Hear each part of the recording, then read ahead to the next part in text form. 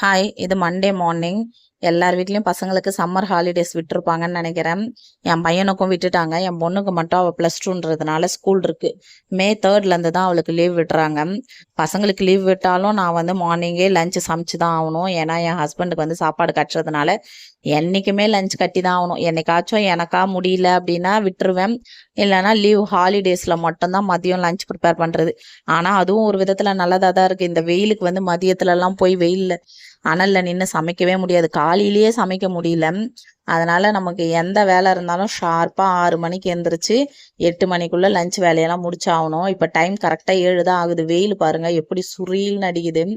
கொஞ்ச நேரம் தான் அந்த கிச்சனில் நின்று சமைக்க முடிஞ்சுது. அதுக்கப்புறம் காய் கட் பண்ணுறதெல்லாம் எடுத்துகிட்டு வந்து ஹாலில் தான் செஞ்சேன். ஏன்னா அங்கே அனல் நிற்கவே முடியல. இன்றைக்கி வந்து புடலங்காய் வந்து சிறுபருப்பு போட்டு கூட்டு பண்ணிவிட்டு கோவக்காய் ஃப்ரை, ரசம், ஒயிட் ரைஸ் தான் செஞ்சுருந்தேன். லீவ் விட்டாங்கல்ல, இனிமேல் எப்படி தான் சாப்பாடு சாப்பிட மாட்டாங்க. அந்த ஸ்நாக்ஸ் மட்டும் அப்பப்போ பசிக்குதுன்னுவாங்க. அதனால் வந்து சக்கரவள்ளி கிழங்கு வேக வச்சுருக்கேன். என் பொண்ணுக்கு அது ஸ்நாக்ஸ்க்கு ஸ்கூல் கொடுத்து விட்டுட்டு மதியமாக என் பையனுக்கு ஏதாவது வீட்டில் குழி பணியாரம் அந்த மாதிரி சக்கரவள்ளி கிழங்குல வச்சு செஞ்சு கொடுத்துருவேன். கண்டிப்பாக லீவில் இருந்தாங்கன்னா ஈவினிங் ஏதாவது ஒரு ஸ்நாக்ஸ் செஞ்சு கொடுத்தே ஆகணும். மார்னிங் பிரேக்ஃபாஸ்ட்டுக்கு வந்து முட்டை தோசை, அந்த சிறுபருப்பு கூட்டே வந்து புடலங்காய் கூட்டே அதையே வச்சு தொட்டுட்டு சாப்பிட்ருவாங்க. இன்றைக்கி நம்ம வீட்டு லஞ்ச் மெனு இதுதான். உங்கள் வீட்டில் என்ன லஞ்ச் மெனுன்னு சொல்லிட்டு கமெண்ட் பண்ணுங்கள்.